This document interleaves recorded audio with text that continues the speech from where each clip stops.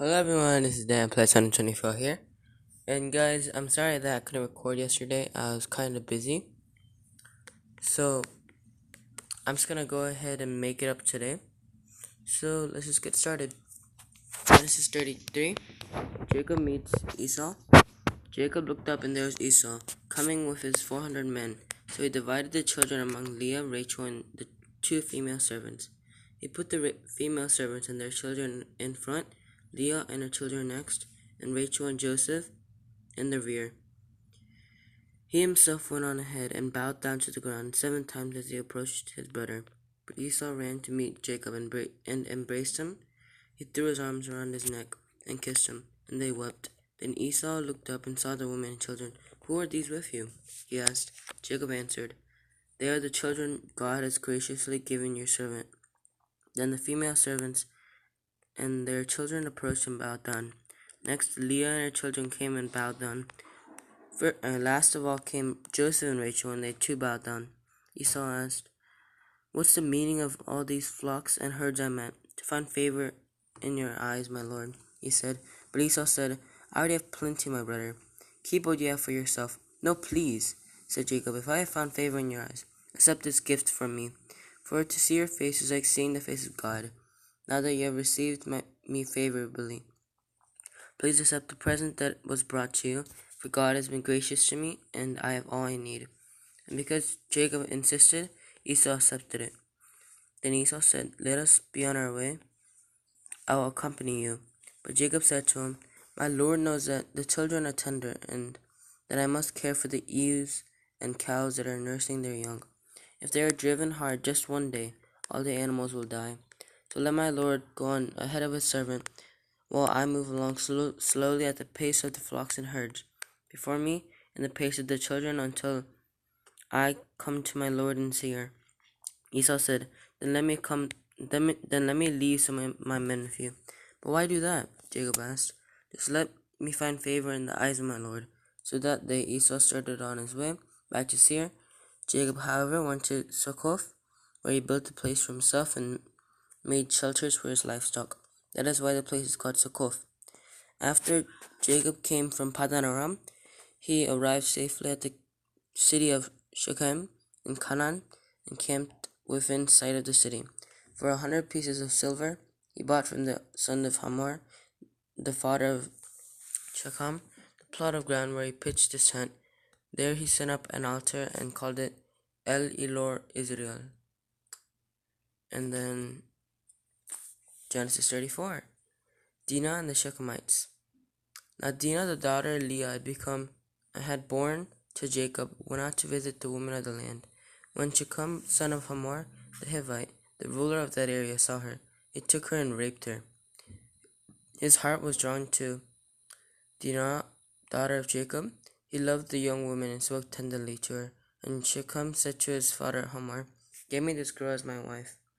When Jacob heard that his daughter Dinah had been defiled, his sons were in the fields with his livestock, so he did nothing about it until they came home. Then Shechem's father Hamor went out to talk with Jacob. Meanwhile, Jacob's sons had come in from the fields as soon as they heard what had happened. They were shocked and furious, because Shechem had done an outrageous thing in Israel by sleeping with Jacob's daughter, a thing that should not be done. But Hamor said to them, "My son Shechem has his heart set on your daughter. Please give her to him as his wife, and to marry with us, give us your daughters and take our daughters for yourselves. You can settle among us. The land is open to you. Live in it, trade in it, and acquire property in it."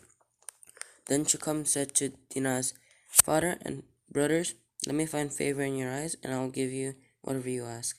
Make the price for the bride and the gift I am to bring as great as you like, and I'll pay whatever you ask me. Only give me the young woman as my wife." Because your sister Dinah has been defiled, Jacob's sons replied deceitfully as they spoke to Shechem and his father Hamor. They said to them, "We can't do such a thing. We can't give our sister to a man who is not circumcised. That would be a disgrace to us. We will enter into an agreement with you on one condition only, that you become like us by circumcising all your males. Then we will give you our daughters and take your daughters for ourselves. will settle among you and become one people with you. But if you will not agree to be circumcised, we'll take our sister and go." Their proposal seemed good to Hamor and his son Shechem. The young man, who was the most honored of all his father's family, lost no time in doing what they said, because he was delighted with Jacob's daughter. So Hamor and his son Shechem went to the gate of their city to speak to the men of their city. "These men were friendly toward us," they said. "Let them live in our land and trade in it. The land has plenty of room for them. We can marry their daughters and they can marry ours. But the men will agree to live with us as one people only on the condition that our males be circumcised, as they themselves are. Want their livestock, their property, and all their other animals become ours? So let us agree to their terms, and they will settle among us." All the men who went out of the city gate agreed with Hamor and his son Shechem, and every male in the city was circumcised. 3 days later, while all of them were still in pain, two of Jacob's sons, Simon and Levi, Dinah's brothers, took their swords and attacked the unsuspected city, killing every male. They put Hamor and his son Shechem to the sword and took Dinah from Shechem's house and left. The sons of Jacob came upon the dead bodies and looted the city where their sister had been defiled. They seized the flocks and herds and donkeys and everything else of theirs in the city and out in the fields. They carried off of all their wealth and all their women and children, taken as plunder everything in the houses. Then Jacob said to Simon and Levi, "You have brought trouble on me by making me obnoxious to the Canaanites and Perizzites, the people living in this land. We are few in number, and if they join forces against me and attack me, I and my household will be destroyed." But they replied, "Should he have treated our sister like a prostitute?" Thank you guys for watching, and I'm hoping that you guys will forgive me for not recording yesterday.